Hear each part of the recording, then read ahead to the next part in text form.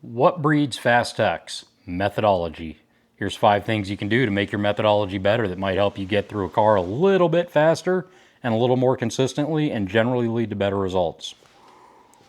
Starts with the eval, right? You got to have the same process, the same progression through the car on every evaluation.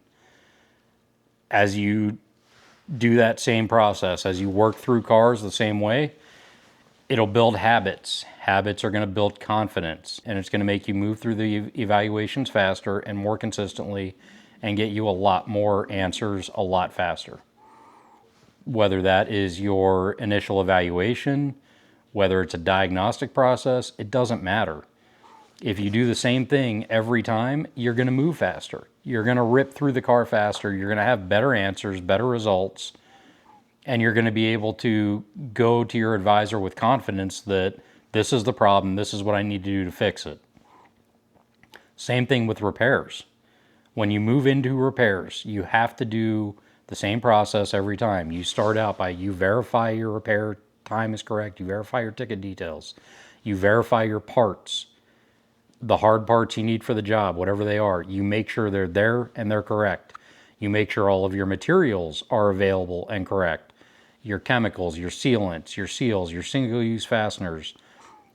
Verify all of your tools are there. All your specialty tools that you need for whatever that repair is, you make sure you have them before you start. How many times do we need a fixture to hold something in place while we do something else? You have to have the proper tooling. If you don't, you're gonna break something. May not be every time, but it's all it takes is once, and you have an expensive mistake on your hands. The last thing is verify all your service info is correct and available. How many times do we go through a job and we have service info that doesn't match up to the car? Make sure it's right. If it's not, make sure you have it before you start the job. Whether you have to send off a library request, whether you have to buy OEM info, whatever it is, you have to have the correct info to do the job. Documentation is huge, and that is beginning to end. Everything has to be documented. You've got to consistently document the 5 C's: concern, cause, correction, confirmation, and consequence. How do you know what failed? How did it fail? How do you know this is going to fix it? Are there other problems that may creep up or may become known after this problem is resolved? It happens. It happens a lot. Everything's integrated. One system shuts down. What else did it just turn off? So you have to document that. You have to have visuals. You have to have photos, videos, whatever it is. Even screenshots of service info. I do that all the time. You have to make sure that when you're doing a repair, your bolts are marked. You torque them and you mark them.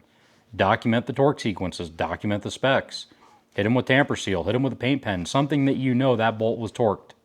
I don't care how familiar I am with a car. Every vehicle I'm looking up service info on, and I'm marking every single bolt that I touch, even my own.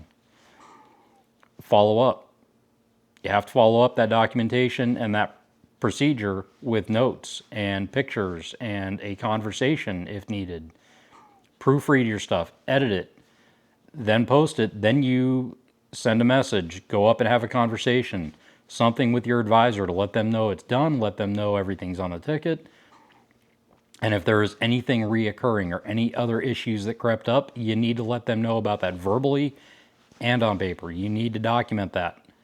That way, everybody knows what's going on. They can communicate that to the client. They can decide if it's something we need to go back in and resolve, whatever it is. If you make a mistake, say something. Don't be quiet about it. Say something, own it, and then work through it. Habits are going to build consistency. Consistency is going to build speed. Everything comes with time. You have to have patience. But you have to be able to build these habits and build these processes yourself. If you're not invested in it, you're not going to care and you're not going to do it. Disagree? Throw something down in the comments. Let me know that. Let's talk about it. Have a good one.